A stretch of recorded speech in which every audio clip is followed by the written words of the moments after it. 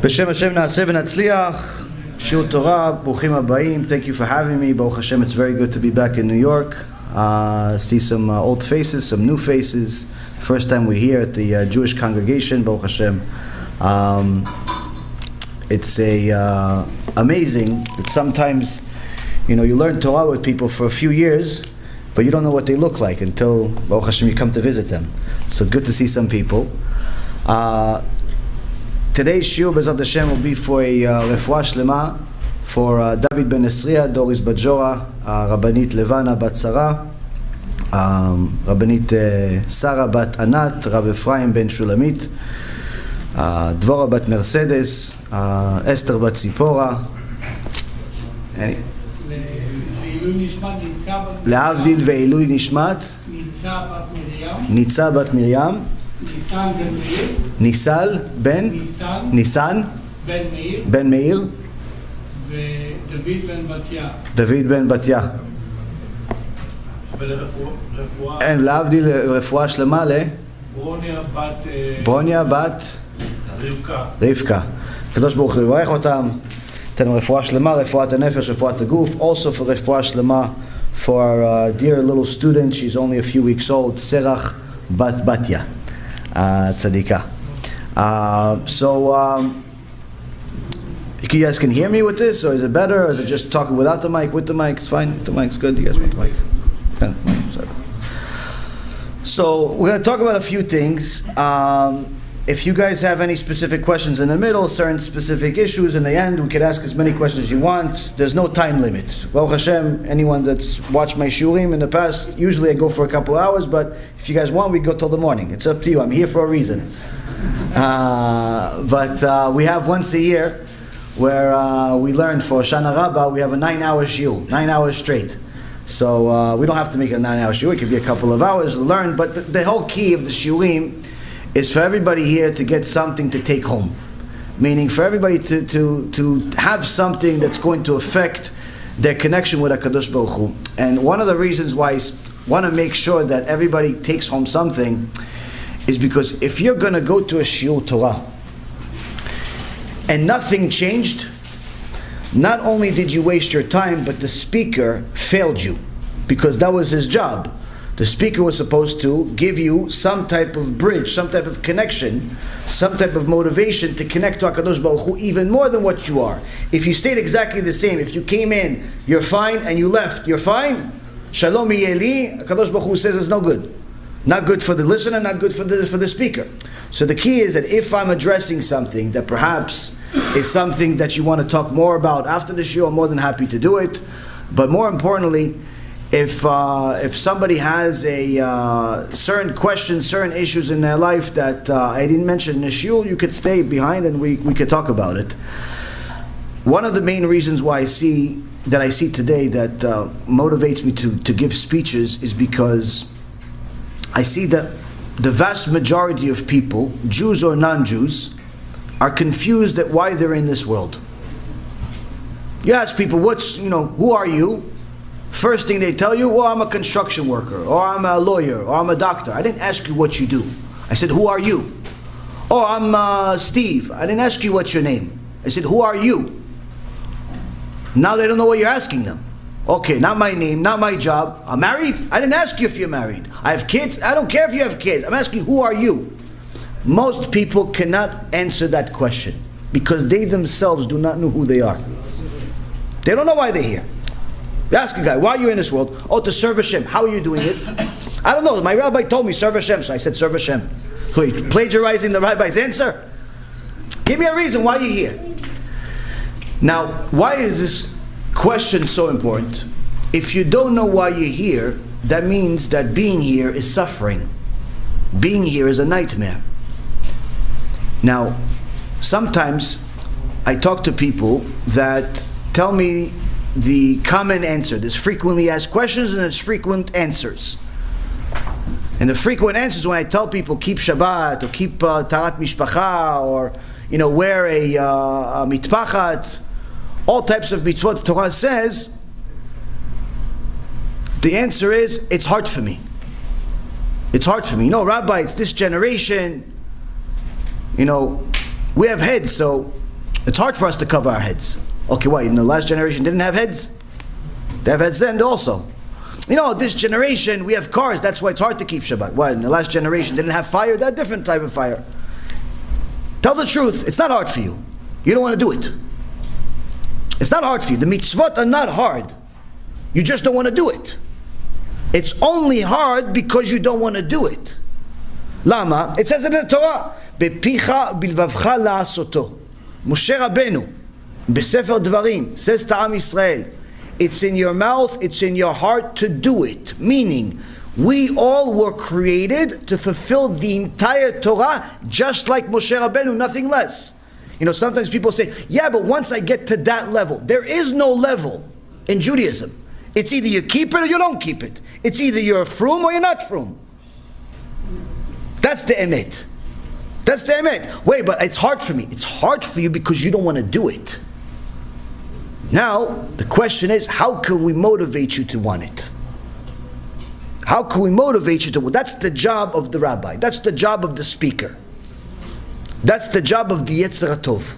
To motivate you to want to do it. Because naturally, your Yetzirah is going to say, I don't want to do it, but I can't say I don't want to do it. It's not polite. I say, Hashem, I don't want to do what you want. That's not nice. So I say it's hard for me. It's hard for me to be tsanua. It's hard for me to be tsnua. It's hard for me to be generous. It's hard for me not to get angry. People make me angry. Well, if you're angry without people making you angry, then we take you to a mental institution. But anyway, the point is that you don't want to say you don't want to do it. So you say it's hard for you. But the truth is, it's because we don't want to do it. So the job that we have is to motivate you to want it. Now, there are two types of motivations. One, motivate someone to do something because they love it. Motivate them to love it. The problem with love, to fall in love with Hashem takes time. You cannot say, like the Goyim, love at first sight. There's no such thing as love at first sight. There's lust at first sight. That we have in the world. Love at first sight is not possible. Why? You need to know somebody in order to love them. You cannot say, I love her, and you don't know anything about her. Maybe you want to do something, you have all types of filth in your head because she's not your wife yet, and that's lust, that's not love. Love requires knowledge. So we cannot love Hashem without knowing Hashem first. That's why every day in our tefillah, in Shachrit, we go over the pasuk that it says that Am Yisrael, after we crossed the Yam Suf, they saw the hand of Hashem, and they feared Him, and they loved Him, and they feared Him, and they believed in Him and Moshe's servant. Meaning that first we have to understand God exists, knowledge of God. Then we fear Him. Then there's emunah and love and so on and so forth. Why? First you have to recognize that HaKadosh Baruch Hu is the one that's running the world. So to say that we should teach people to love Hashem, and that's how we're going to convince them to do the mitzvot, I'm sorry to tell you, it's not possible. It's not that it's a different shita. It's not that it's a different strategy. It's simply not possible. Why? Because if I want to teach you about loving Hashem, that means I have to teach you about Hashem first. So you get to know Hashem. Once you get to know what Hashem really is, immediately you'll get scared. Immediately. If you're smart, immediately you get scared. Why? If you realize that HaKadosh Baruch Hu is the one that's running the world, meaning He's in control of your parnasah, whether you're rich or poor, Gemara Masechet Beitzah, Gemara Masechet Rosh Hashanah, page 16a, 16b, on both of them, says HaKadosh Baruch Hu decides your parnasah on Rosh Hashanah. Meaning it doesn't matter what you do for a living. You can be a gambler, you can be a truck driver, you could be a stockbroker, you could sell newspapers, you could sell Q-tips to hotel chains. HaKadosh Baruch Hu decided your parnasah on Rosh Hashanah. You could work 6 days a week, or you could work 5 days a week. You could work an hour a week. HaKadosh Baruch Hu decided your parnasah. It has nothing to do with you. No, but I had a good idea. Who gave you the idea? Yeah, but I had a good customer. Who gave you the customer? But I have a good product. Who told you about this product? But I know how to speak. Who told you how to speak, and who is allowing you to speak? There's many people that can't speak. But I work for a certain company. Who says you're going to keep the job? Hashem is the one that decides how much parnasah you're going to get. So a person that understands that it doesn't matter how many hours he works and what profession he works in, automatically he knows that every time he gets $1 or loses $1, he has to look up at Shamayim and say Baruch Hashem. Why? It's where it's coming from. The loss and the profit comes from the same place. Immediately, any normal human being becomes scared at that moment. Why? That means that it doesn't matter what I do, what kind of marketing idea I have, doesn't matter how many watches I sell, doesn't matter how many customers I get, it has nothing to do with me. The parnasah is from Shamayim 100%. What we can do is we can entice Hashem to either close the gate of parnasah or open the gate of parnasah. Meaning, we could, the parnasah that was decided on Rosh Hashanah, what can we change? How we're going to get the money and how we're going to spend the money. He decided you're going to get $1 million. Some of you are saying Be'ezrat Hashem, some of you say Chas v'Shalom. But okay, let's say all of you are saying Be'ezrat Hashem, for example. Now, he decided you're going to get $1 million. Now, some people get $1 million, they get to keep 900,000. Some people get $1 million, at the end of the year, they're negative $1 million. Meaning, they got $1 million, but they lost $1 million. How? They lost 2. They had expenses, lawsuits, medical, insurance, government, all types of HaShem's. Sometimes a person does nothing. He has one deal the whole year, but he makes all of his money. Other people work like slaves every day, wake up at 5 o'clock in the morning just to make ends meet. Meaning, HaKadosh Baruch Hu is the one that decided your parnasah. Your actions will dictate how you're going to get it and how much you're going to end up keeping. We'll talk about what influences those things in a moment. Now, when a person understands that this parnasah is from Shamayim, any normal human being that works automatically becomes scared of HaKadosh Baruch Hu. Why? I don't want to mess with him. I don't want to do anything wrong for him to shut down my gate of parnasah. I work so hard, at least I want to get some money. I work so hard, at least I want to be able to pay for the mortgage. I want to pay for my kids to go to school. I want to have some food. Imagine a person works all day, all night, but he has no food to feed his kids. Hashem Yerachem. Worst thing in the world. Somebody has all types of things. He has all types of wonderful things, but he can't afford to buy a medicine that he needs. It's the worst thing in the world. So, HaKadosh Baruch Hu, already we're scared because we realize this parnasah that we spend a lot of time chasing, he's the one responsible for it. The second thing is also, it says, Akol midei shamayim chutz mirat shamayim. Everything is from heaven except the fear of heaven. Whether we keep the mitzvot or we don't keep the mitzvot, that's in our hands. Everything else is in Hashem's hands. That means that whether a person is alive or not, is not in his hands. It's in Hashem's hands. Even if a person says, no, I'm going to jump off a bridge, I'm going to end it. Who says you're going to die? One guy jumped off of the bridge, the Golden Gate Bridge in San Francisco.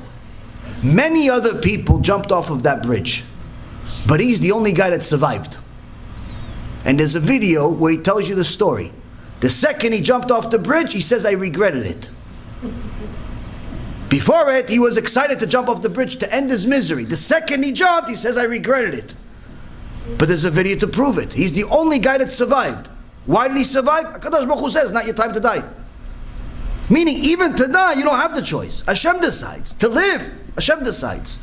A person understands that his life, or chas v'shalom, the end of it, is in Hashem's hands. Any normal person will say, I'm scared. What do you mean? It's not my choice. So our life is in His hands.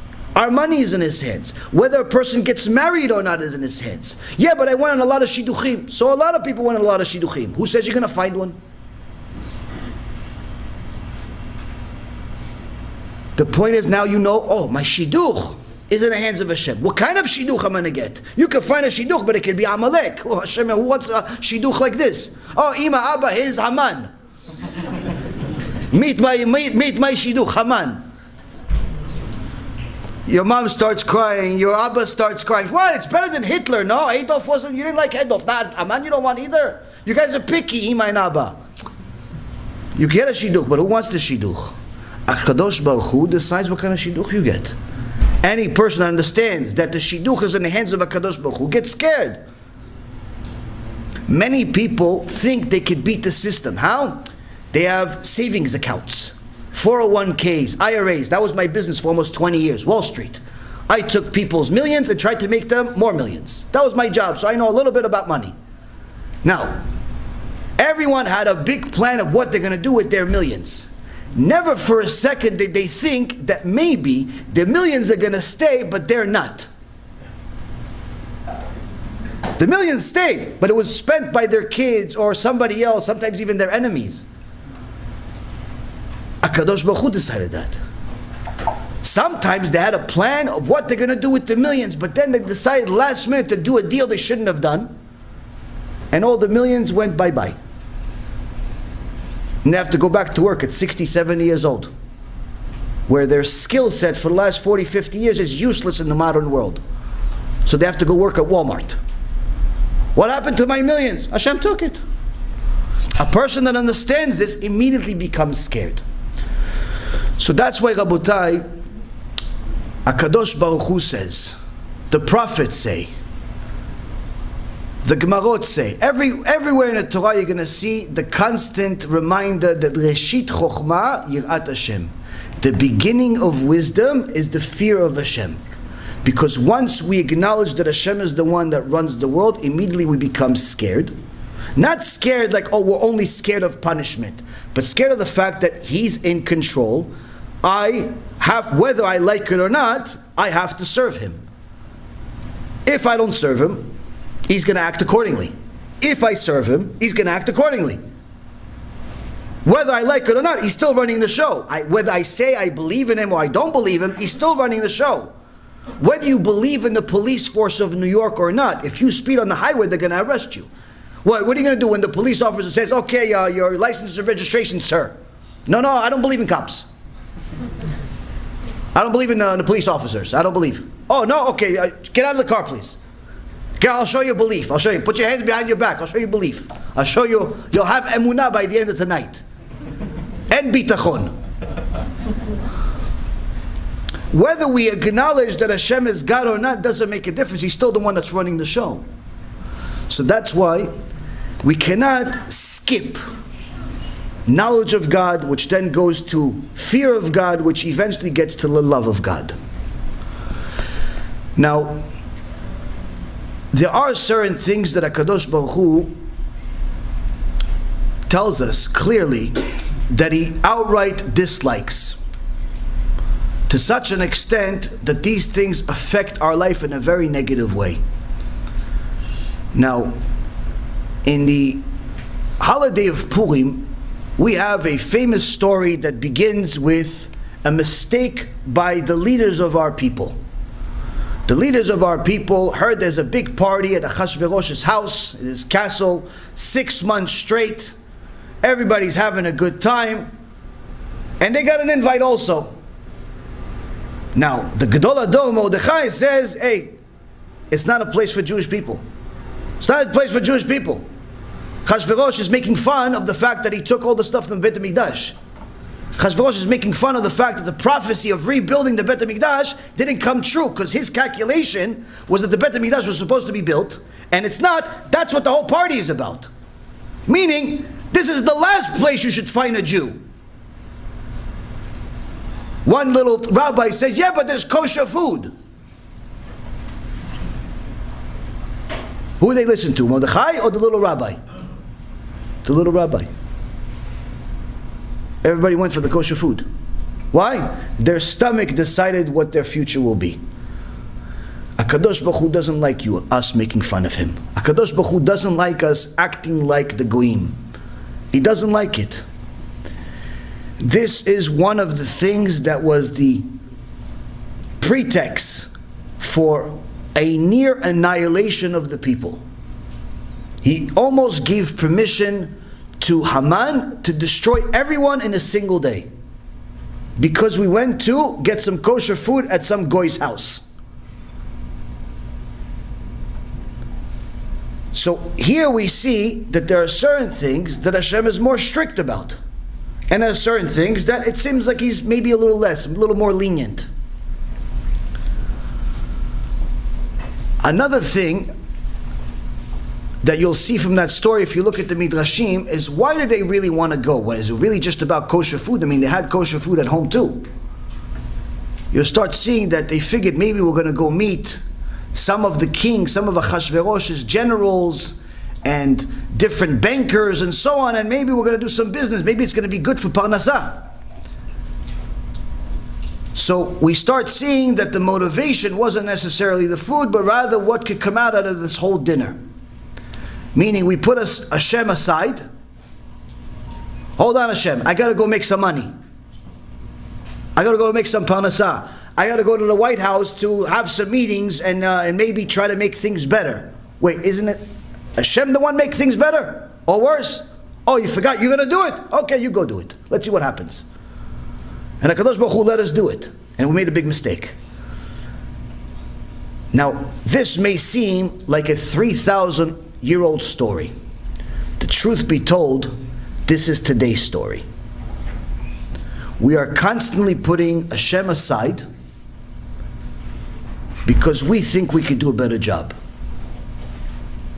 Now, some of the things that I say in my shurim are not necessarily the most pleasing things to the ear, because it's a rebuke. It's reminding us of certain things that we did wrong.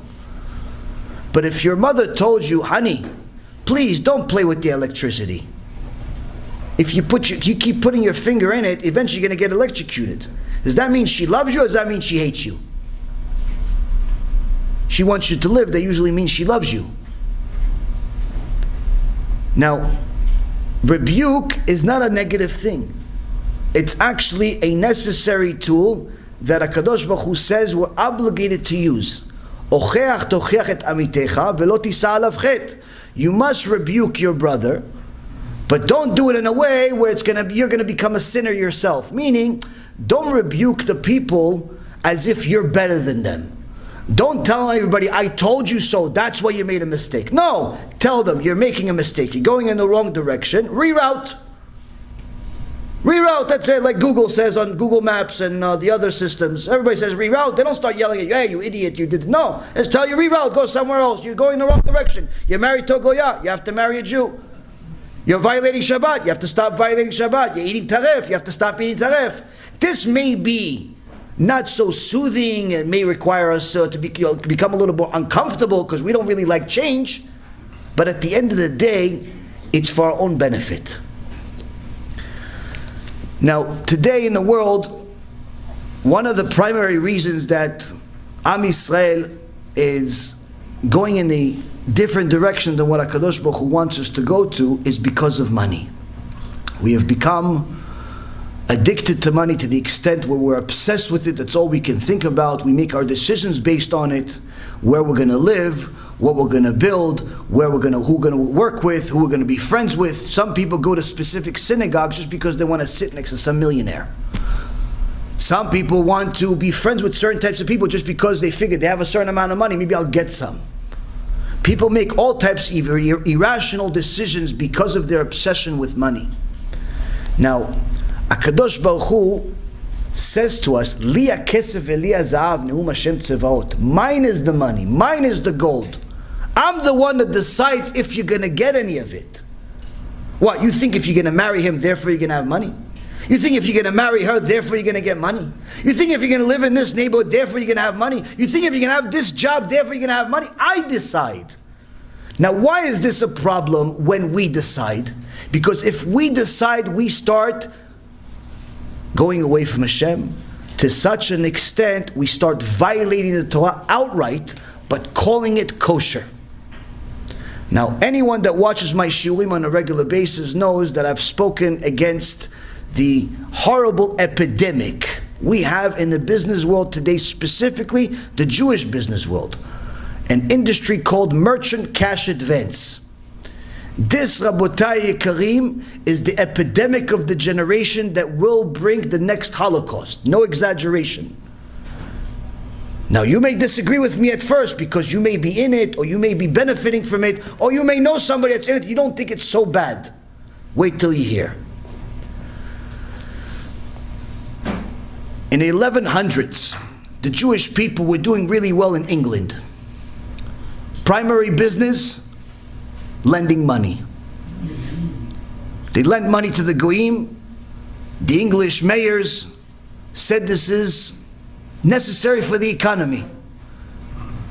Jewish people were prospering, started increasing interest rates, little by little took a certain amount of control over the economy. One day, the mayor decided to take a vacation. As you would have it, HaKadosh Baruch Hu says, perfect opportunity. For what? A revolt. The Goyim started killing Jews in the streets. Reason? You guys destroyed our economy with your high interest rates. Fast forward, Spanish Inquisition, same thing happened. Fast forward, Holocaust, less than 100 years ago, less than 80 years ago. Number one thing that Hitler said that gave him a pretext of why it's a right thing to do to hate Jewish people is because of their usury, their high interest. It's so high, it got to the point where it destroyed the German economy. Why? If you charge somebody an average interest rate, let's say 5-10%, they're able, if with normal growth of the business, they're able to make payments. But if you charge somebody 35, 45, 50% interest rates, that means that that business has to double every year just to meet the demand of the interest payments. How many businesses do you know double every year? It almost never happens. It almost never happens, and if they do it only for a temporary amount of time. The merchant cash advance business charges as much as 400%. And if that's not bad enough, they make people sign certain documents that give them outright permission to take over all of their assets in 24 hours, even if they're late by a payment. Not default, late. It's called confession of judgment. Now, some people that are not familiar with this business, but they know somebody that works in it, may think, okay, how is this going to bring a Holocaust? I mean, this rabbi is a little fanatic. Mordechai Yehudi was also fanatic, by the way. We have something in common. It's a good thing to have in common. Why? He was right. I am hoping I'm not right. You look at what's happening in the economy in America, many small businesses are failing. Big businesses are succeeding, small businesses are failing, declaring bankruptcy left and right, almost to the extent of what happened in 2007, 2008 collapse. Why are they failing? The economy is doing fantastic. Why are you failing? Why is this guy shutting down a shop and starting a new company the next day? He's declaring bankruptcy because he cannot meet the interest payments. He can't meet the interest payments, he shuts down the business, starts something new. All over the country and other places around the world, there are businesses being shut because of this business. This is exactly what happened before the Holocaust. This gives power to Amalek. Now, just so you don't think this is my source or this is my idea, this is also in the Torah. If you look at the Midrash Me'am Loez, Parashat Yitro, when he gives you the commentary on each one of the 10 commandments, he says when there is usury, when there is dishonest business, when there is stealing, on the commandment of do not steal, he says if the Jewish people steal in large quantity, HaKadosh Baruch Hu brings famine to the world. Starvation, all of a sudden a Great Depression, market goes to nothing. Now if that's not enough, he also says, Lo tin'af.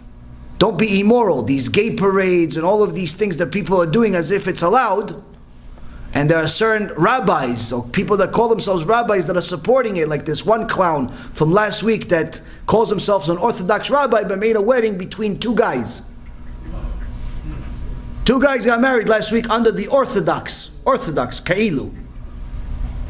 HaKadosh Baruch Hu says, when there is open immorality, when you're making the sin as if it's allowed, HaKadosh Baruch Hu brings a plague. Now for anyone that's not sleeping under a rock, right now we have a plague in the world. It's called coronavirus. Now coronavirus wasn't just discovered a couple of months ago. A team of scientists from Wuhan discovered the virus almost a year before the virus was on the news. They publicized the paper, they made it publicly available. They actually even said it's going to come from China. They said it's coming from bats. Everything that we know today was already published in a research paper a year and a half ago. HaKadosh Baruch Hu made the smart people blind, ignored it. Fast forward, we have an epidemic in the world with no cure. No cure. According to logic, end of the world could be in 10 months from now. According to HaKadosh Baruch Hu, this is nothing. Why? He decides. So why does he bring an epidemic? Why does he bring a potential famine? Why does he bring all of these things? Because he loves us, even if we don't love him. Sometimes we forget that he's Abba. So Abba, my son, my daughter, I'm Abba. I'm the one running the show, not you. Oh, you don't understand? Okay, I'll show you. I'll show you. Rabotai Yikarim, certain types of people are in these rotten businesses that cheat goyim under the understanding that they're allowed to do it. So I'll read you a few halachot so you understand that this is not an opinion. If you look at David HaMelech says that there are certain types of people that are going to see Mashiach. In Tehillim 15, verse number 5, he says anyone that lends people money with interest is not going to see Mashiach. Yeah, but he keeps Shabbat. Good for him. What about Mashiach? David HaMelech says no. David HaMelech is related to the Mashiach, by the way. If David HaMelech says you're not going to see him, I promise you, you're not going to see him. The prophet Isaiah, chapter 33, verse 15, says the same thing. It says people that make extortionate profit, Hashem is disgusted by it. The Gemara says, what does it mean by extortionate profit? Gemara Masechet Makot, page 24a, says charging people interest. Extortionate interest, not market interest. If you're a regular bank, you charge 5, 6, 7%, that's the normal market rate, no problem.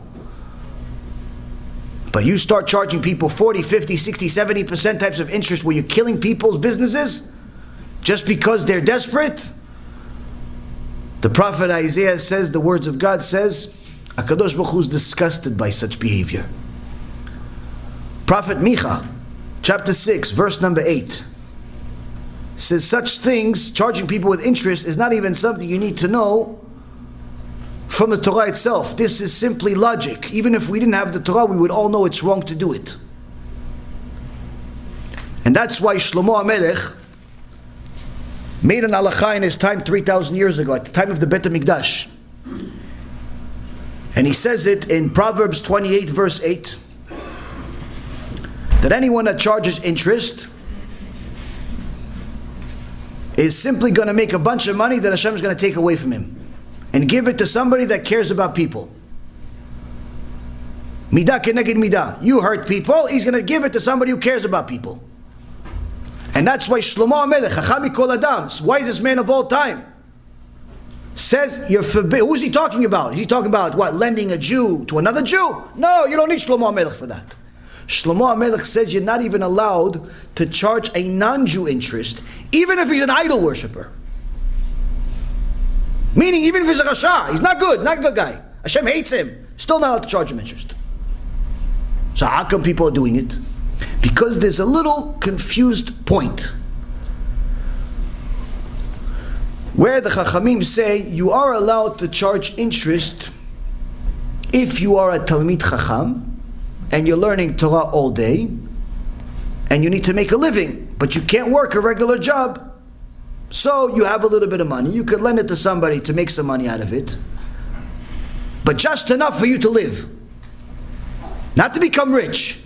That's allowed. But how many of these bankers do you see are actually Talmidei Chachamim? How many of them are making just enough to live? Almost zero. Now, the Yalkut Yosef, Kitzur Shulchan Aruch, in Yoreh De'ah, Siman 159, Ilchot Ribit, Seif 8, says the Torah permits us to lend to a goy, but only to make a living was the heter made. Meaning, the leniency that Shlomo HaMelech says not allowed, but it's a rabbinical mitzvah.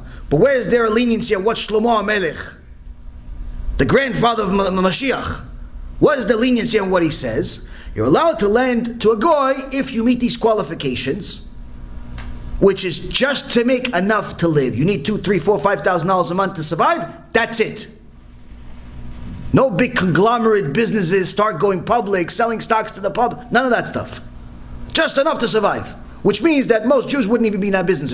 If I'm only allowed to just survive over this business, I can find something else I can make a living on. And not to become wealthy, he says. Unless it's a Talmid Chacham who's even permitted to become wealthy from it. Meaning, if it's, let's say, a huge Talmid Chacham, someone that's a major scholar, and he's only lending money. Here, he has one customer, this goy comes to him every few months, listen, I need to borrow 50,000, 100,000, he wants to give money. If he ends up becoming wealthy, that's bracha. Why? HaKadosh Baruch Hu is deciding it. But that's not because he's going to chase people looking for customers. Already we see there's a lot more clarity on an entire industry that unfortunately today in the religious world is very popular. So popular that I'm hearing that there are certain bachurim from yeshivot leaving the yeshiva and joining this business. Now, the Rabbi Yosef Shaul Nathanson in Sefer Divrei Shaul, Ilchot Edut, Perek 2, Halakha number 5. He actually says, this is a couple of hundred years ago, he says you shouldn't even lend money to a goy in order to charge interest, because if a person wants to do tshuva for lending money that he charged interest on to someone that, let's say for example, he lent money to a Jew and he charged him interest, and you want to do tshuva for it, in order to do tshuva for it, you have to stop lending money even to non-Jews. Why? To completely destroy the desire you have for lending money. Why? Because it's easy money. Hashem doesn't like easy money. Why? It's in Parashat Bereshit that you are going to make a living with the sweat of your brow. Meaning you're supposed to toil. It's not supposed to come easy. Nothing good comes easy. So, there are many, many other places, many other Chachamim, the Ramah talks about it. The Gra, the Vilna Gaon talks about it. Some even called Gezel. The sages talk very harshly against Jewish people making money with interest, whether to Jews or to non-Jews. Now, why do I tell you all of this? Most likely, maybe none of you guys are in the business, and if you are, B'ezrat Hashem, you'll leave it. I tell you because I love you. I tell you because no one else is going to tell you. And the reason I know no one is going to tell you is because this business has been growing for years, quietly. And not a single rabbi has spoken against it. Why? Look, they're using the money for tzedakah. Look, they're using the money to build another yeshiva. Yeah, we're building another yeshiva, but intermarriage is over 80% in America. What kind of yeshivas are we getting today? If the yeshivas are being built, great, it's good. We need yeshivas. I want to build a yeshiva also in Florida because over there we need a lot of help. Hashem Yishmor v'Yatzi, what kind of yeshivot we have. A woman called me just a week ago. She told me I have a problem. I said, what's the problem? She said, what you said in the shiur 2 months ago came true. I said a lot of things. Tell me, be a little bit more direct. She says, you said that there are missionaries, Christian missionaries, teaching inside yeshivot. And I said, yeah, and? She goes, that's happening. I said, to elaborate, please. I want to say this in a shiur. She says, my 7 or 8-year-old boy came home and said, Ima, I learned a chidush today from my history teacher. She goes, what'd you learn? I said, I learned about Yoshke. Hashem yishmor v'yatzil. She says, I borrow money every month just to make sure my kid goes to yeshiva. He comes back to me with a different religion. This, Rabotai Karim, is not a new story, and it's not an individual story. When our primary concern is building buildings and money, we start making all types of leniencies. Like, for example, hiring history teachers and gymnastic teachers and English teachers that are not even Jewish. Why? Maybe they're a little cheaper. So now you are letting Haman and his friends inside sometimes the yeshivot. And almost every yeshiva that I'm familiar with has one of this, has this situation. And they don't think it's a problem. I had a group of kids from here calling me for 6 months straight, telling me, asking me all types of questions, but questions that big people ask. Not questions that 13, 14-year-olds ask. Big questions, questions that philosophers ask, questions that people that are very, very learned ask, adults ask. Heresy questions. Baruch Hashem, we had the answers for 6 months straight. After 6 months, I asked them, don't you guys go to yeshiva though? Where do you get these questions from? Says, there's not our questions. So whose questions are these for 6 months straight? Oh, it's our teacher's questions. I said, what kind of rabbi do you have that he's asking each question? He goes, no, it's not the rabbi, it's the science teacher. I said, he's a Jew? He goes, no, he's an atheist. I said, you have an atheist teaching in the yeshiva? He goes, yeah, but he's not teaching us religion. I said, he's the best religious teacher in the world. Look, he's teaching you atheism. He's teaching you atheism inside the yeshiva. I called the Rosh Yeshiva, I saw him, lo mitbayesh, you're not embarrassed of yourself, you have 14, 15 kids that are calling me left and right, and I'm trying to save these kids from becoming atheists because of you. He goes, what did I do? I said, you hired an atheist. He goes, oh, he told me he's not going to do it. Well, I said, apparently he's doing it. He still gave him 2 weeks before he fired him. This is happening. Why? We're obsessed with money. Our obsession with money doesn't just start and end at being dishonest in business. Our obsession with money has many, many different tentacles that lead us astray, lead us away from HaKadosh Baruch Hu. And this is one of the things that HaKadosh Baruch Hu doesn't like. He doesn't like it at all. He doesn't like it to such an extent that he gives very big warning shots, like we see in the world today. Rabotai Yekarim, some of this stuff may have nothing to do with you, but it may do. Your brother, your sister, your friend. Either way, a person needs to know that if he wants to have bracha in their parnasah, first and foremost, understand where it's coming from. If you understand where your money is coming from, you'll act accordingly. If you know that God is the one that's giving you the money, then there's no reason for you to cheat. There's no reason for you to try to maneuver something that's perhaps illegal or safek allowed, safek not allowed. There's no reason for you to cheat the system. There's no reason for you to try to beat the system. Whatever Hashem wants you to have, you're going to have anyway. This is one of the things that a person needs to know. And the reason why is because if you simply ignore everything I just said, which is everybody's choice, everybody can choose to do that. If we ignore it, then the problem is that HaKadosh Baruch Hu says that when we don't pay attention to his signs, ve'alachtem eimi bekeri, you treat me with casualness, meaning as if what I'm saying is not so important, as if my permission to do something or prohibition to do something doesn't really matter. Thank you. Ve'alachti mimchem bechamat keri, he says.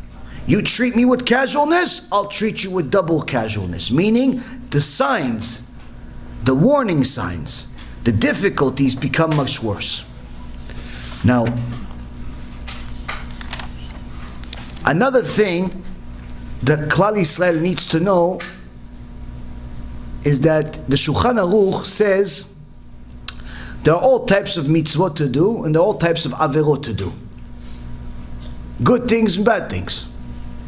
If a person does good, he creates a malach. You do mitzvah, you came to Shiur Torah, every single second you're sitting in the Shiur Torah, you're learning, you're paying attention, every single second you're creating another angel, it's going to help you in life. You go home, you read a sefer that's related to Torah, every single word that you read, you're creating another angel, it's going to help you in life. Give you more chizuk, more power to do more good. On the contrary, the Mishnah says, in Avot, that every time we make a sin, we create a bad angel that's going to try to influence us to do bad things. The Shulchan Aruch says there are many things you can do good, there are many things you could, chas v'shalom, do bad. But there are certain things that are simply, the Shulchan Aruch calls, this is the worst. You know, like ever have like one of these friends where you ask them, oh, you want to do this, you want to do that, what happened? You know, you ask them, but they're a little like, you know, excited about something, they're a little bit exaggerating. It's like, listen, that's the worst thing in the world. Well, guess what? Shulchan Aruch doesn't exaggerate. If he says this is the worst thing in the world, it's the worst thing in the world. And Shulchan Aruch says, when men and women act immoral, when they're promiscuous, either with themselves or with other people, it's the worst thing in the world. When a man wastes seed, pogem b'brito, Shulchan Aruch says this is the worst sin in the entire Torah. When a woman walks around immodest, she wants to walk around like the Goyot. She wants to walk around like, what is this? Osama bin Laden's wife. What's his name? Barak's wife. What was her name?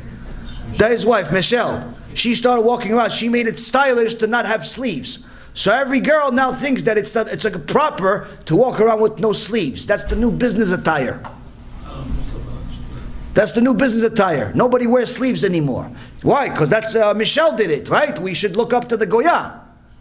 HaKadosh Baruch Hu says every single time you walk around with no sleeves, every single time you walk around with your exposed body, you are causing people to sin. Shulchan Aruch says this is the worst thing in the world. How worse? Just like if we, for example, chas v'shalom, we eat something not kosher. It's one sin. You eat pig. You eat pig one time. You ask most Jews are religious or not Jews, you can eat pig? No, what do you think, I'm a goy? I don't eat pig, Rabbi, relax. Maybe I don't keep Shabbat, maybe this, maybe that, but I don't eat pig. You ask a regular Jew, you pig? No, I don't eat pig. But you ask him, why don't you, your wife is modest, you're modest, Rabbi, what do you think, I'm fanatic? The problem is, if you eat pig, it's one sin. You waste seed as a guy, doesn't matter what age you are. You're 13 years old or you're 50 years old or 70 years old. You waste seed one time, it's hundreds of millions of sins. Why? Every zera, every seed that comes out of the male member is this individual sin itself. Why? Created another angel that was supposed to come to life. It's a half a neshama. And the Gemara Masechet Nida, page 16, says that every seed was supposed to come to this world and do something.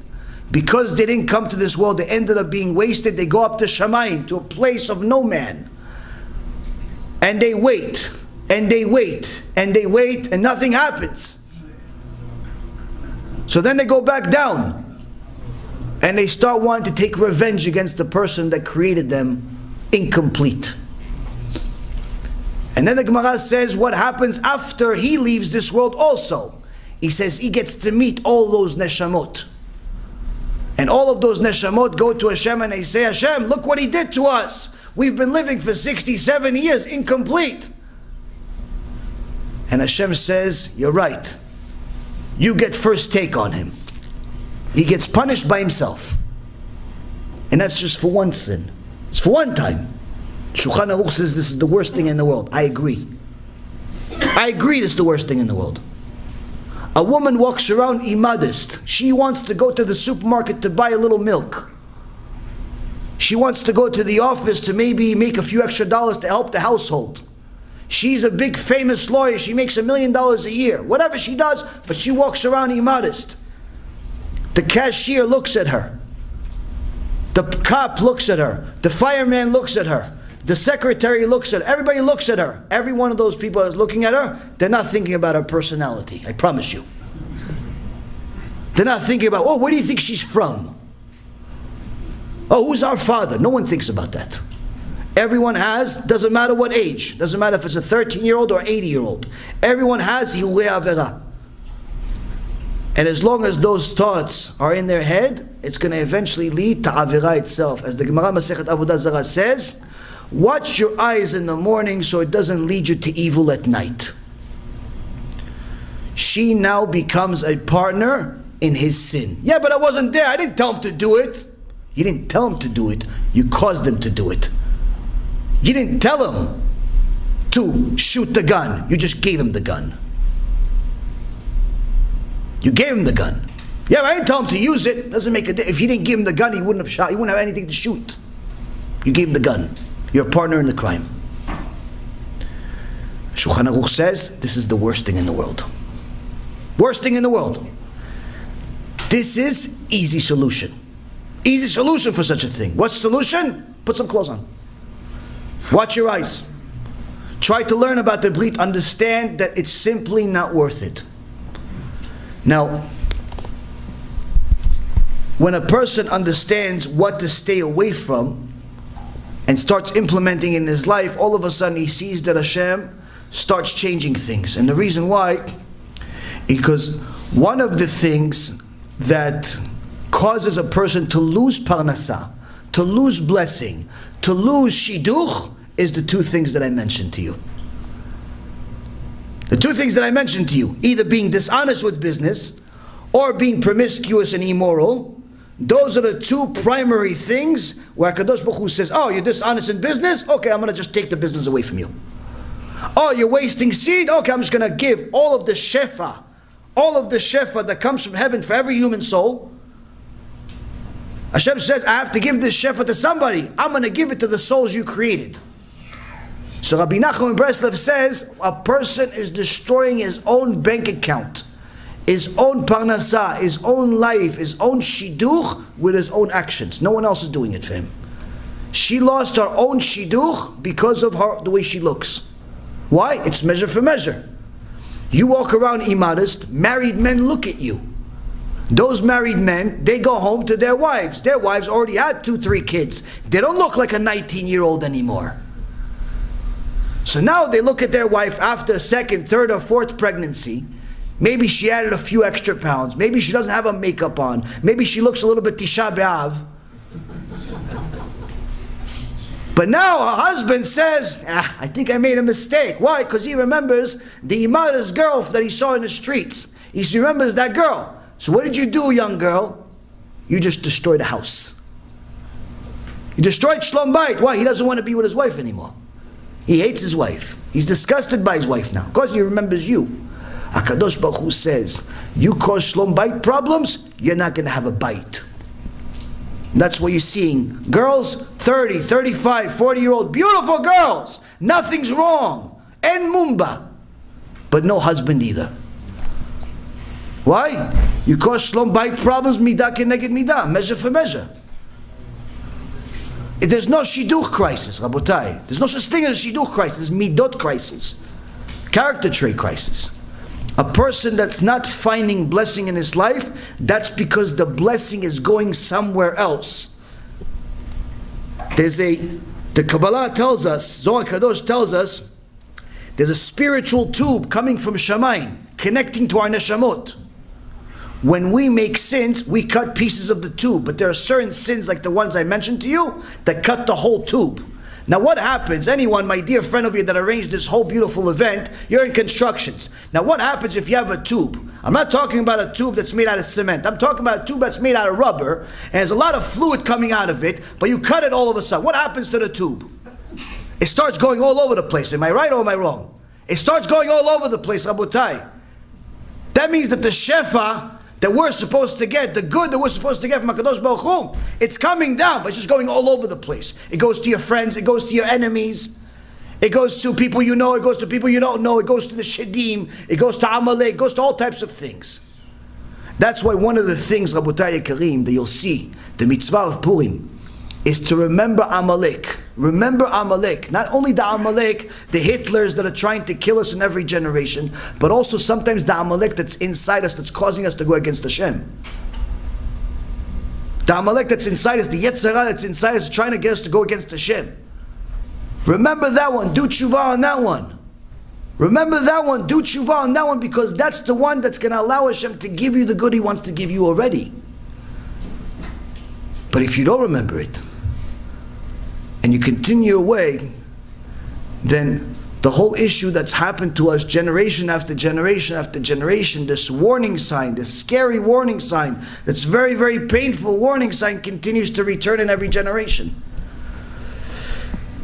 Rabotai Yekarim, it's important for us to know these things, because even though some of them are very scary, or perhaps even all of them are scary, this is the diagnosis.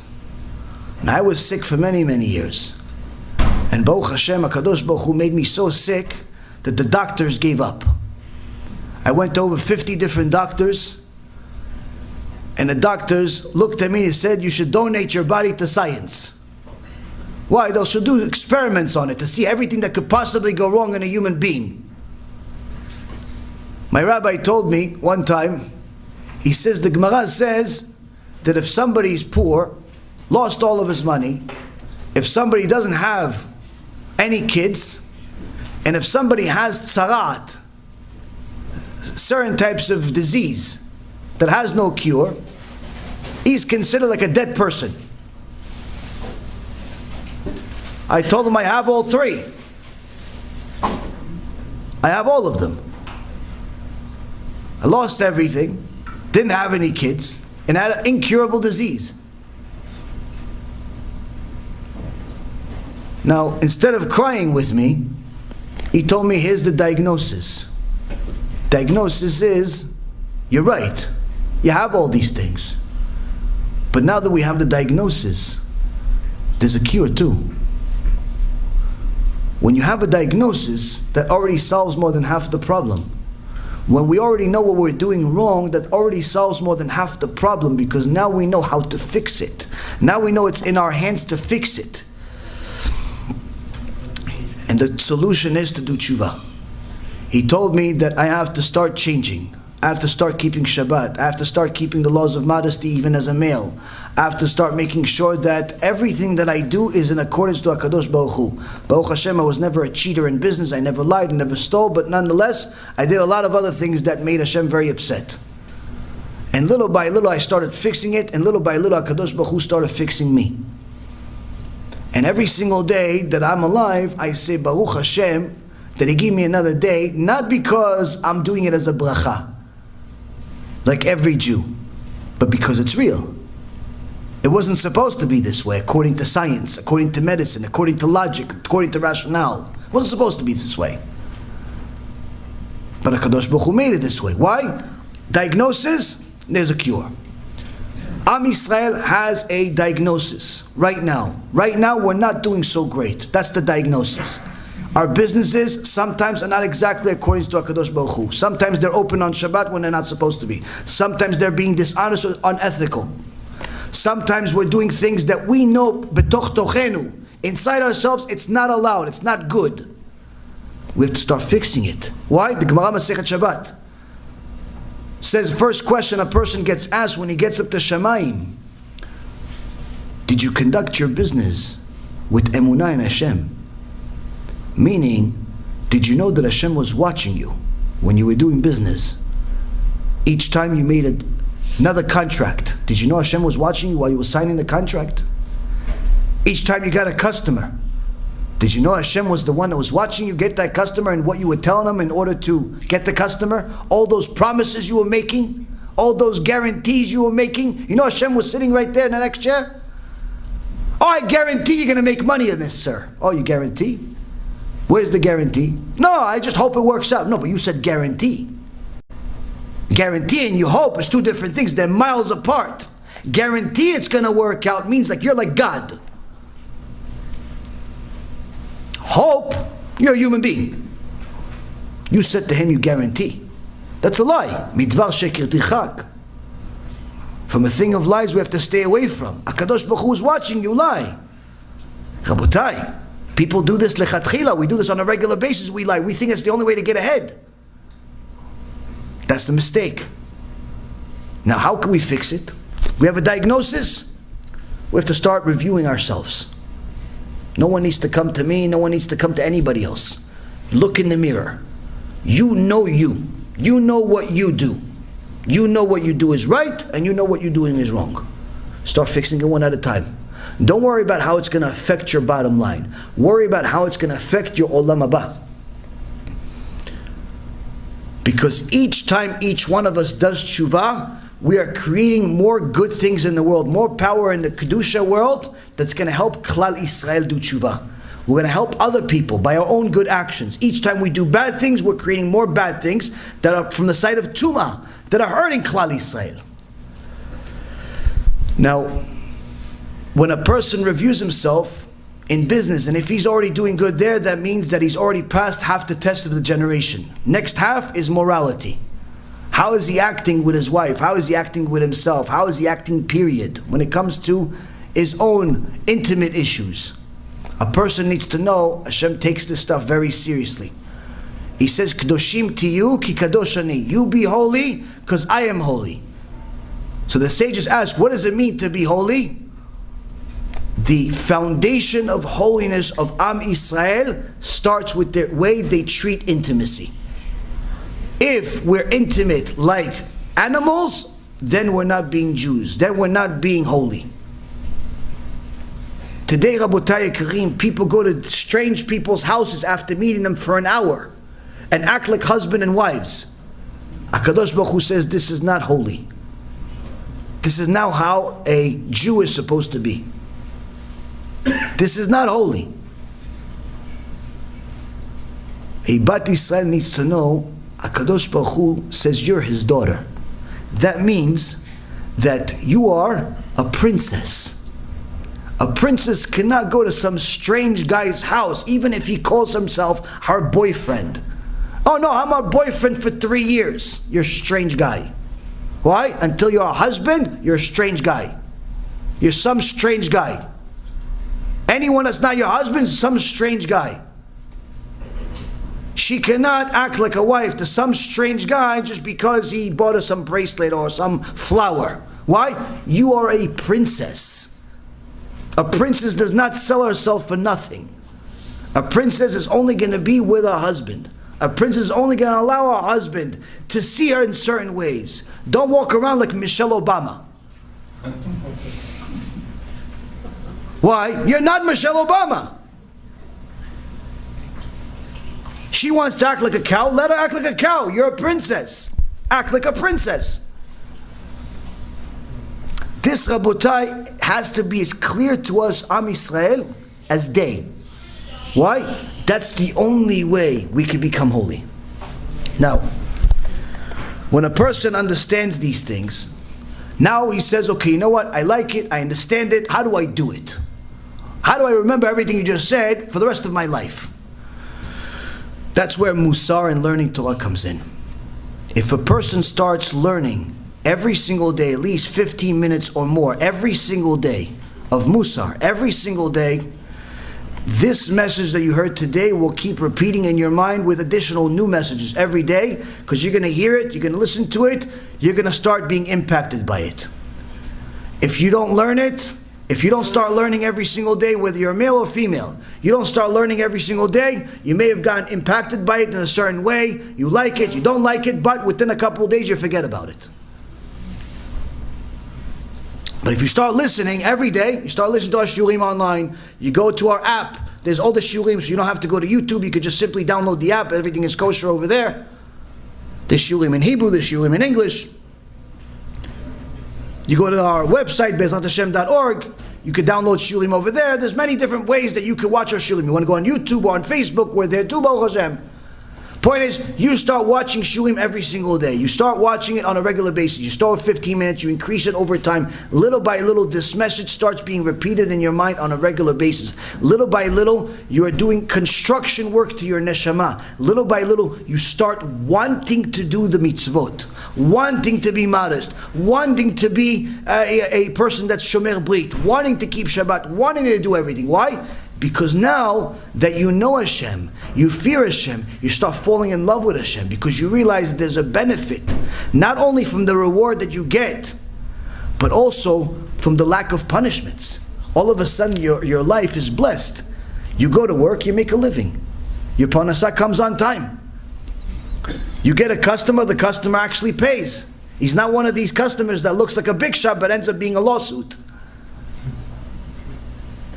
All of a sudden you see that there's blessing in your parnasah. All of a sudden you see there's blessing in your marriage. You come home, your wife says hello, not, oh honey, I'll be with you in a second, let me finish the phone call. All of a sudden your kids are happy to see you.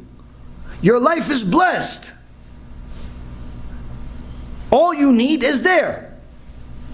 Not more, not less. You have everything you need. Food, shelter, whatever you need, you have. Without breaking your head over it. That's a blessed life. That's a life with bracha. I know many people that make a lot of money, but very, very few that have bracha. I know some guys that make literally millions of dollars, but zero bracha. One guy, he's a distant uncle of mine. A couple of years ago, his 23-year-old son died. Shem Yachem.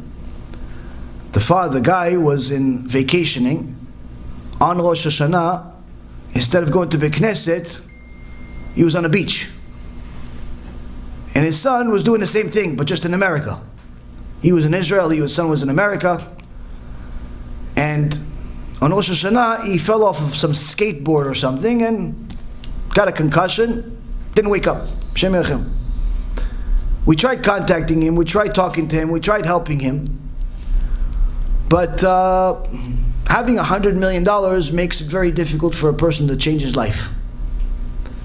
He was sure this was a mistake. So last week, Hashem took another son. Excuse me, I found it. The two cars blocking the entire parking lot. The one black Nissan Sentra and the white Ford blocking the entire parking lot. Did they do it?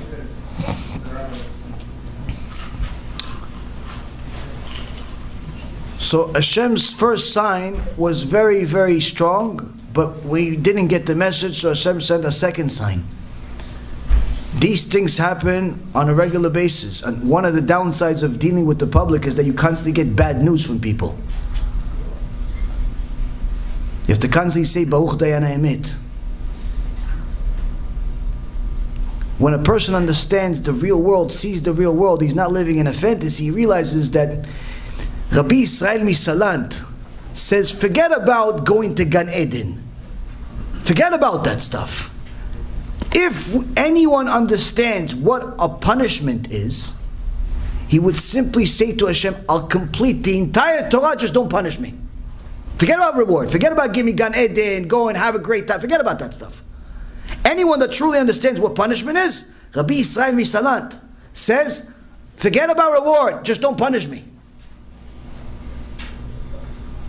Rabotai, I see people in this world, they have everything and nothing at the same time. A father losing two sons in his own lifetime, it seems like Gehenom may actually be better than such a thing. I met another guy last week, Holocaust survivor. You would think, okay, you survived the Holocaust, Baruch Hashem, you should be blessed, you should thank God every day.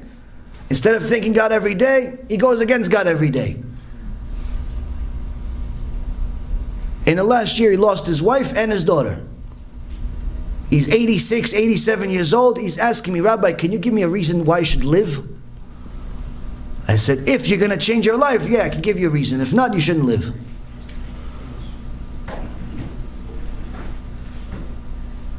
He says, Rabbi, I'll try.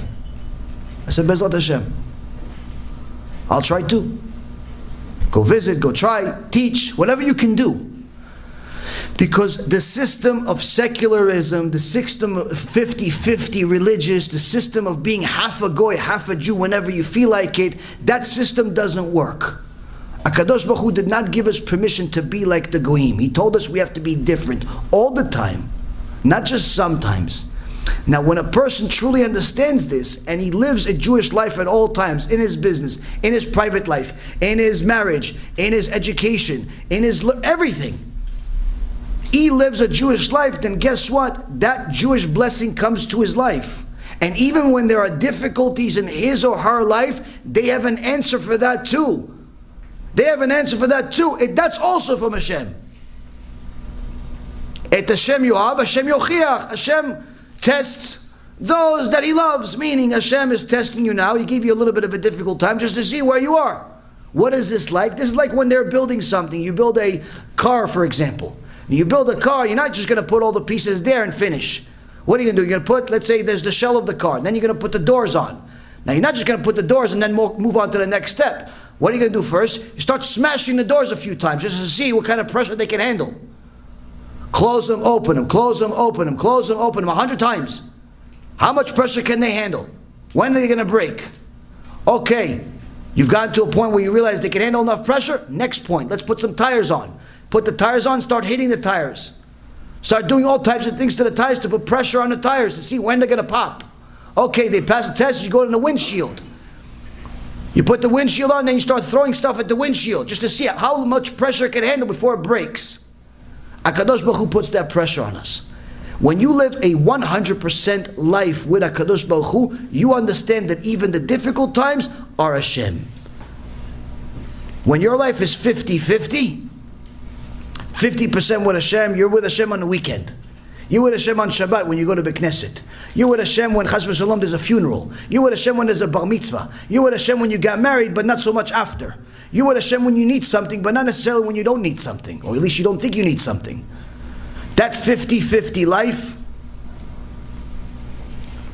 that 50-50 life is 100% suffering. And the reason why is because when the difficulty comes to the life of a person that's 50-50 with Hashem, he cannot get around the fact that anything is beyond his control. He cannot get his head around the fact that Hashem is testing him, so he thinks something went wrong in the system. So when you ask him, where was God during the Holocaust? He doesn't have an answer, even though the Torah says God did it. When people tell you, oh, you know, there's a big question in Judaism, where was God during the Holocaust? It's not a big question. Parashat Kitavo, Parashat Bechukotai, Parashat Azinu clearly says God did it. And why? Now, this may not be the most pleasing news in the world, but it's truth. If a person lives 100% with Hashem, this is music to his ears. Why? He knows Hashem is Emet. When the Rebbe Mitzanz, the Klosenberger Rebbe, he himself was in the Holocaust, but not only in the Holocaust, 11 of his kids and his wife were murdered by the evil Nazis. When these Nazis wanted to torture him a little more, they made him run up and down a thin staircase with another Jew. That wasn't a Shomer Torah v'Mitzvot. They run up the stairs, up and down the stairs with a boulder about 30 kilos. Just to see who's going to fall first. And whoever falls is not going to make it. Now, the non-religious Jew, he had some strength, but when you don't eat for a while, that strength goes away. The Rebbe Mitzanz wasn't strong before or after. But for whatever reason, this wasn't difficult for him at all. So they asked this non-religious Jew, how do you explain it? He says, all I know is the whole time he was singing. The whole time the Rebbe Mitzanz was singing. He says, what was he singing? He says he was singing because we did not serve Hashem with happiness. because we did not serve Hashem with happiness. So I asked him, what is this? After the whole thing, Rabbi, you're singing right now, we're almost going to die, and you're singing in the middle of the Holocaust, you're singing? And he continued singing. He's happy as can be. He's not crying. Everybody else is crying. He's happy as can be. Rabbi, why are you singing? He says, because what's happening right now, this is in the Torah. What's happening to us right now? We're doing this. We're serving the Goy. The Goy is our master. That's in the Torah. That's why I'm happy. What I'm singing is a verse in the Torah. Parashat Ki Tavo. That's what I'm singing. I'm singing a verse. I'm going over a verse in the Torah. Why? Because this verse is what we're living right now. But if this verse is in the Torah, that means that the good stuff in the Torah is also going to come to fruition. That's also why I'm singing. When a person understands that yes, there's a good part, there's a bad part. What does he do? He starts doing whatever he can to get to the good part. Now, how do we get our brothers and sisters to the good part? There's a famous story of Rav Israel Klein, who was in the Holocaust as well. And Rav Israel Klein saw that from the starvation that the evil Nazis put on us, some people were dying from the diseases, some people were simply dying from starvation itself. And he saw a Jew starving to death, no power to speak, no power to move, and literally just moments away from leaving this world. And Rabbi Israel Klein looked at him and sat next to him, and he didn't know him. And he said to him, I don't have any food to give you. I don't have any drink to give you either. I don't have much to give you that is going to help you physically. But I have one thing that can help you. I have one thing, I have an abundance that I can give you. And with his last breath, literally no power to speak, this man says to him, yes, what is it? He said, I can give you an abundance of love because you're a Jew and I love you. And you're important to Hashem, and Hashem knows that you're here and you're suffering, and He cares about you even now. And what you're dealing with right now, it's written in the Torah. And there's a value to it. There's a very critical value to it. There's a reason why we're here. And there's also a reason of why we can get out of here. And he starts telling them the value of being a Jew, and the value of following the Torah, and the value of doing what HaKadosh Baruch Hu wants us to do, not only in order to get the benefit, but also to avoid the punishment. Not only to avoid the punishment, but also to get the benefit. And all of a sudden, this Jew that was literally in his last breath started feeling real love for the first time in his life. And that gave him enough strength to survive another day, and another day, and eventually the food came, and another day, and they ended up becoming lifelong friends, which both survived the Holocaust. Why?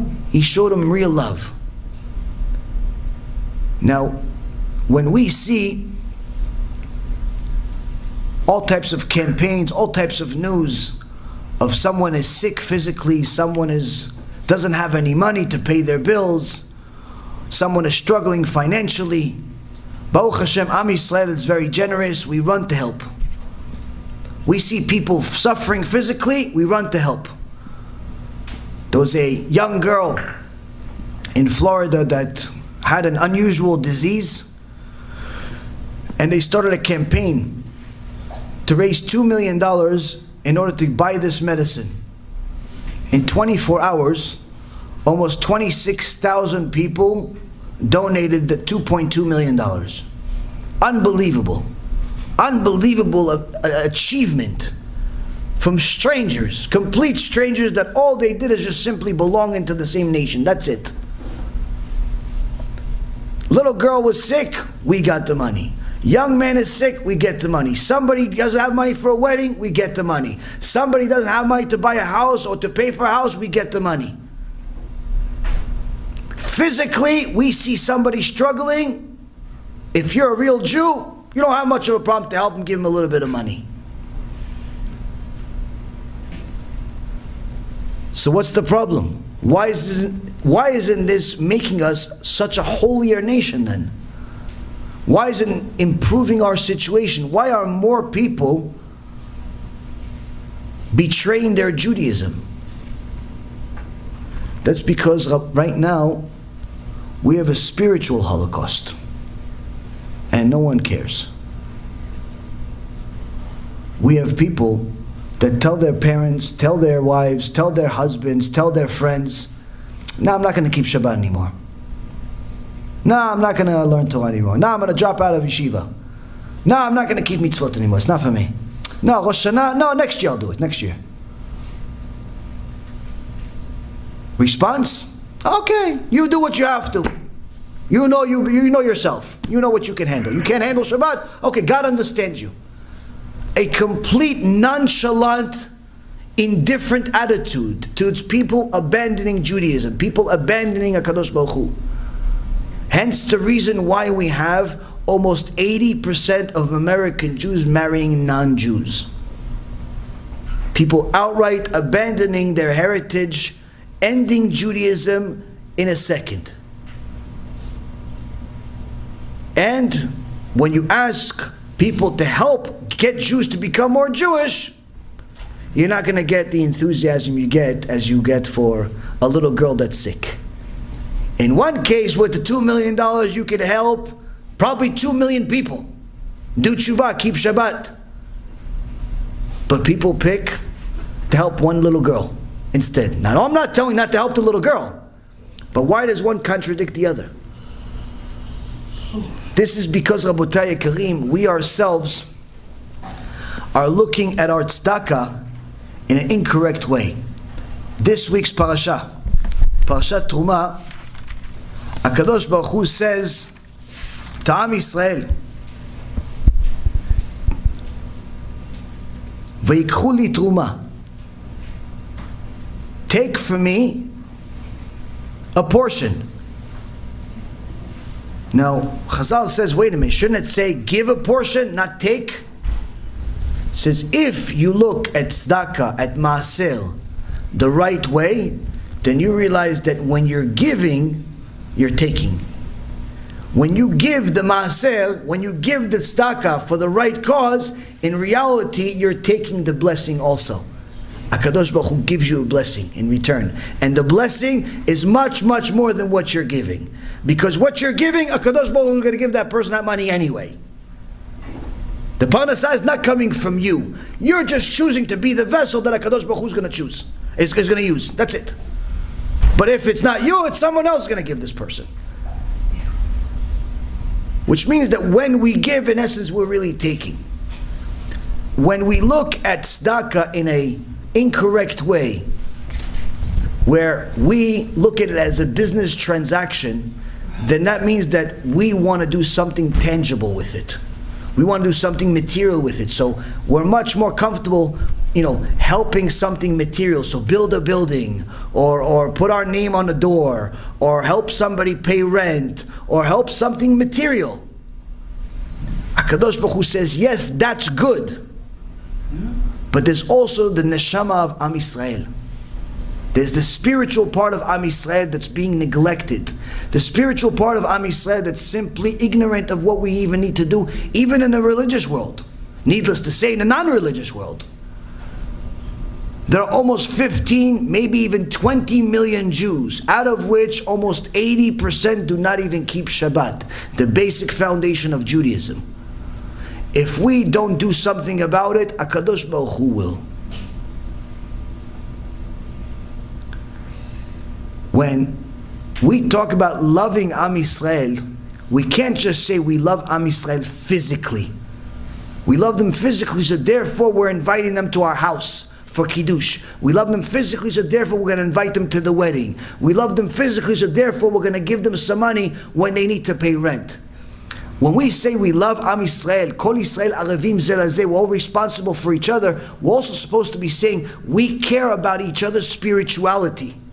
If I see you sinning, I care. Why? It hurts me too. It hurts me too when you sin. If he sins, everybody sins, it's supposed to affect you also. We can't just care about each other's physicality and materialism. We have to also care about each other's spirituality. Because if we don't, then we're simply repeating the same issues that's caused us to get to a bad situation. So that means that all of the things that we cover today, whether it's inappropriate businesses, inappropriate treatment of our own intimate issues, inappropriate mentality, all of those things, they're not just for us to learn, but also for us to share. Now, many people that are not familiar with our shiurim usually get motivated to watch them by starting with my personal story. And the reason why is because Baruch Hashem HaKadosh Baruch Hu took me to a nice roller coaster. He gave me all of the kaparat avonot you could possibly have in a short period of time. Whether it was sickness, loss of money, intermarriage, loss of business, friends becoming enemies, every asan, almost all of it happened, Baruch Hashem. Now, it's so good, we turned it into a movie. And it's so good that even though we published this movie just a couple of months ago, almost 250,000 people have watched it.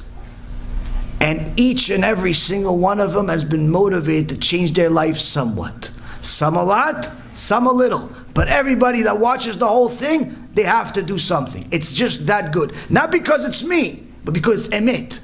It doesn't matter where you stand, you could see yourself in the story. Now we've made it easy. The movie is available for free online, but it's not just for you to watch. It's for you to share. So over there is a bunch of cards, little movie posters. On the back of the movie poster, you'll see a QR code. If you put your phone camera on top of it to cover it, it'll open a new screen that goes to the movie. Person watches, presses on that button, watches the movie. By tomorrow, he's a different person. Why? The neshama is going to wake up a little bit. Once the neshama wakes up a little bit, some of the messages that you heard today may affect them a little more. This is how we all have to do it. You could do it for free. If you want me to send you more, you could sponsor some, you could buy some, or if you don't have any money, I'll send you it for free. The key is we have to do something. We have to do something. We have to share what we've learned, not just today, but everything from the Torah that we know with Klal Yisrael to get Am Yisrael to wake up. If HaKadosh Baruch Hu says this is a big deal, then it's a big deal. Right now, Rabotai, we're living in an illusion. We're living in an illusion. We're living in an illusion that is, we're thinking that we're still in last year, but we're in this year. Last year, this time, the economy was doing good. The war was relatively at peace, considering.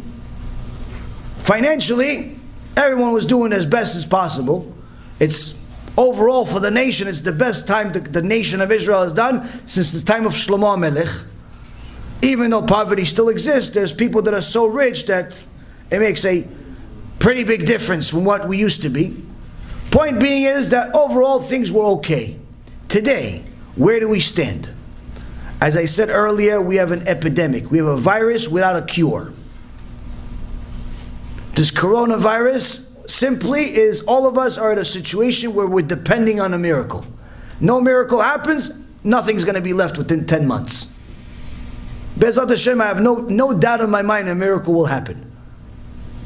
No doubt in my mind. Not because we deserve it today.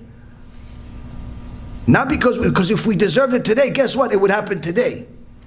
Not because we deserve it today, but because we're going to deserve it after we start changing.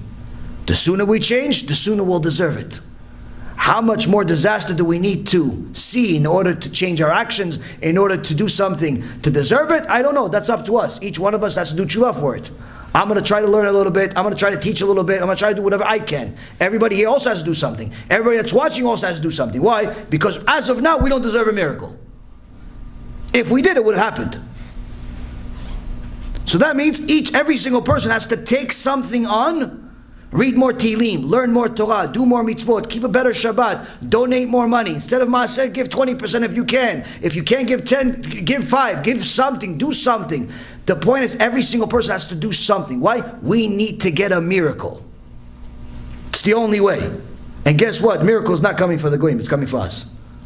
The Goyim are the ones that are helping this disaster continue expanding in different places. So we have to do something. How much we have to do, I have no idea, but we have to do something for sure. So that's already problem number one we have. Now, anyone that understands the financial markets, Baruch Hashem, I haven't followed it in years, but right now I have to a certain extent, so people tell me every day that things are happening in the world. So right now we're in a situation where the whole world can literally collapse in a second, financially. Why? It's a bubble that's been growing for 11 years straight. I was in the market for almost 20 years. This is something no rabbi could disagree with. I know a little bit about the market. Statistically, this is an anomaly. It's not normal for the market to go up 11 years straight. It's not normal at all. Meaning, forget the coronavirus, forget the economic, forget everything else. It's not normal for the market to go up this far, this much, this quick. It's just not normal. Every 10 years, there's supposed to be at least one crash. That's just the way it works. Usually it's every 7 years, but in the last 30, 40 years, it's been the numbers have varied a little bit. Needless to say, every 10 years, there's some type of financial meltdown. It just happens that way. There's a bubble that grows and it collapses and it grows and it collapses and so on and so forth. Now, we've surpassed that time. Meaning every single day the market doesn't collapse, we are on borrowed time. But people are investing money, and they're putting more money and more money as if they've all become stock gurus. Why? Because they made money, so they think their IQ went up with every dollar. Everybody's portfolio is skyrocketing, so everybody thinks they should be the next guy on CNBC. Reality is, the valuations don't justify the prices. But that was already 6, 7 years ago when I left the business. The valuations didn't justify the prices 7 years ago. Needless to say today. Which means that when this crisis happens, it's not going to be like 2008. It'll be much, much worse. Now, it's not just going to be in stocks. Real estate prices don't make sense either. Precious metals don't make sense either. Nothing makes sense.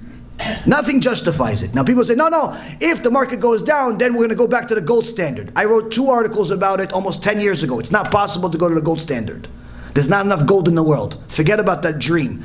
The guy that's investing that says it usually has a lot of gold and he wants gold to go higher. That's why he says it. He doesn't know anything about gold though. There's not enough gold in the world for there to be a gold standard. Impossible. Impossible for it to ever happen.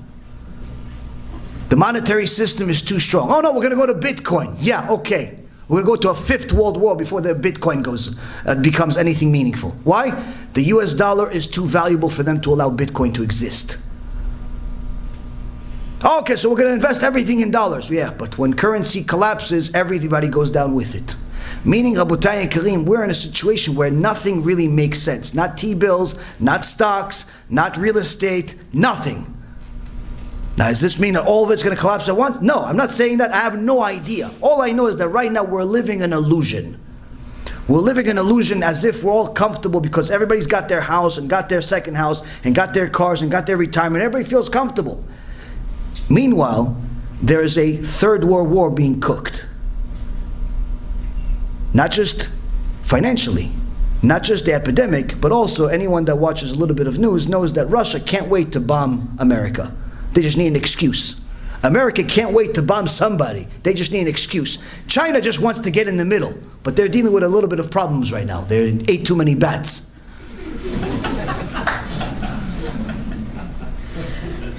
Iran, they're just waiting to get the bomb. As soon as they get the bomb, they don't care who. They're just pressing the button. They're just pressing the buttons. Go. Like we go when we go to the traffic light. You walk, even though the thing doesn't work. It's not connected to anything. They want to press the go button on an atomic bomb. And Israel's in the middle. The Jews are in the middle. We're living in illusion, Rabotai. We're living in illusion. Economically, we're not in a stable time. We're probably the most unstable time in the world, but that's an illusion because everyone thinks they're stable. Someone that's sick but doesn't acknowledge their sickness is a much, much worse case than someone that's sick and acknowledges their case. We're not in a situation that we're acknowledging our problems. We have medical crisis, we have financial crisis, we have also governmental crisis. I wouldn't be surprised if there's an assassination. I wouldn't be surprised if there's some type of revolt in this country. There's so much hatred between the politicians that it's gotten to the point where it wouldn't be surprised if Hillary Clinton just kills another person. She already collected about 60 bodies. What's another one? It's true. All of our best friends are dead. I mean, is that just a coincidence? The point is, Rabotai, is that there's a lot going on, much more than any other time in history. You ask any old timer, was this the same in your time 50, 60, 70 years ago? They'll start looking at you funny. It's my time. No, nothing like my time. If one of those things was happening that I just mentioned in their time, it was already a big deal. That was all you talked about. We're having everything happen at once. Why? Chachamim say that before Mashiach comes, Hashem is going to speed up time. Not speed up time as if we're going to have less than 24 hours a day, but rather a lot of things are going to happen in a short period of time in order to expedite the Mashiach, but also to expedite tshuva. Now, with all of what I just said, this means that all of our focus right now needs to be on two things. Now, people may agree with me, people may not agree with me, but the two things is for our own tshuva, and the second thing is for Am Yisrael's tshuva. Everything else is not going to matter. I don't know how much time we have left. I don't know if it's a year or it's 10 years or 20 years. I have no idea. I'm not a Messiah and I'm not a prophet or a son of a prophet. But I can tell you what I see. Right now we're in a peculiar time that everything could collapse in a moment with no notice. Which means that everyone's retirement accounts and built up real estate portfolio and business portfolio and all these portfolios, literally they're not going to matter. They're not going to matter at some point. Why? Because either the market's going to change and that value is going to change, or Hashem is going to, in essence, change the world in a certain way that it's not really going to matter anymore. Why? Because HaKadosh Baruch Hu doesn't bring your real estate portfolio to Shemaim. When you go up to Shemaim, there's no such thing as a real estate portfolio. There's a portfolio of people you help do tshuva. There's a portfolio of the Gemara that you learn. There's a portfolio of mitzvot that you've done. There's a spiritual portfolio. But in Shemaim, there's no material portfolio. Which means that if we're going to invest all of our time to renovate our kitchens and have a really beautiful kitchen and a really beautiful bathroom, we're going to end up being homeless in heaven. So it's time that we start investing into our own house in heaven, but also show some love to our brothers and sisters and help them get a house there too. They can't continue violating Shabbat and think they're going to have a house in heaven. They can't continue walking around immodest and think they're going to have a house in heaven. They can't continue going against Hashem in business and in other places and think they're going to have a house in heaven. So right now, instead of investing in houses here that are not going to last, whether because of the market or because HaKadosh Baruch Hu is simply going to make it just disappear, whichever one comes first, instead of investing everything we have into houses here, it's time we start investing into houses there, because that's the one we're going to live in forever. Some people have a $250,000 bathroom here, but a filthy house over there. It's time we invest a little bit there. Every one of us can do something. Every one of us can help something. And it starts with the person you see in the mirror. Please take some of these words into consideration, because be'emet, it's not coming at a place of hatred. It's not coming at a place where I think I'm better. I need to do tshuva more than anybody else. I'm telling you this because I know most likely no one else is. If somebody else was, if there was somebody else there, if there were a lot of people doing this, I'd go back to Wall Street. Trust me, it's much better living. I was making $3,000 an hour. Now I live on tzedakah. It's a world apart. But because this is a reality and very few are talking the truth, we have to do it. Why? That's Ahavat Israel. Telling them the things that are uncomfortable, telling them the things we have to fix. If I told you you're all tzaddikim, what's the point of the lecture? If everybody's perfect, why are you even coming to a lecture? Go home and be perfect. But the whole point of the Torah is to use all of the stories, all of the rules, all of the laws, all of the things we know in order to improve ourselves. The first part is to identify the diagnosis. Where are we going wrong? Why are we not having as much blessing in our life? How come it's so hard to make money? How come it's so hard to have shlom bayit? How come it's so hard to raise good kids? How come it's so hard to get into a school? How come everything is so hard? It's hard because we're not doing it right. Either because we don't want to do it, or because we're doing things to ruin it. We're ruining our blessing. For the different reasons that I mentioned. It could be morality, it could be business. It could be, the issues of shlom bayit, it could be different things. So instead of pointing fingers at who's doing what, first person you point on is to point to yourself. What could I do to fix me? Once a person starts doing that, everything changes. And he starts looking at the Torah as simply a priceless love letter from a Kadosh Baruch Hu that is like no other. That even though this love letter has some things that are relatively harsh, it's simply to warn us. It's simply to tell us of what's available if we don't do it. Not that he wants to do it. Take him seriously, please. We don't want the situation to return to what it was 80 years ago. We want a Kadosh Baruch Hu to bring us salvation. We want a Kadosh Baruch Hu to bring us a Mashiach that in a good way. We want a Kadosh Baruch Hu to bring us Shlom Bayit. We want a Kadosh Baruch Hu to give us healthy kids. We want a Kadosh Baruch Hu to help us build yeshivot that are full of Kedusha. We want a Kadosh Baruch Hu to help our communities get off of all of these drugs, get off of all of these addictions, get off of all of these divorces, get off all of these horrible things that are happening in every single community. That's what we want a Kadosh Baruch Hu. So please, take some of the things that I said seriously. It's because it's only a Kadosh Baruch Hu. A Kadosh Baruch Hu is saying it. Take it seriously, and a Kadosh Baruch Hu will give you everything to such an extent that you say ve'ad bli dai, until we say Hashem, enough. You gave us too much. Baruch Adonai leolam. Amen ve'amen.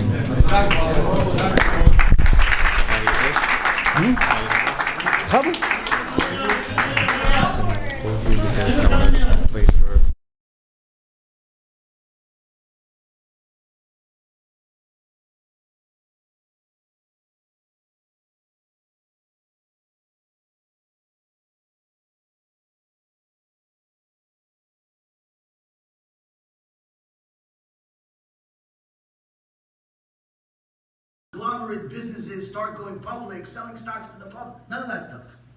Just enough to survive. Which means that most Jews wouldn't even be in that business.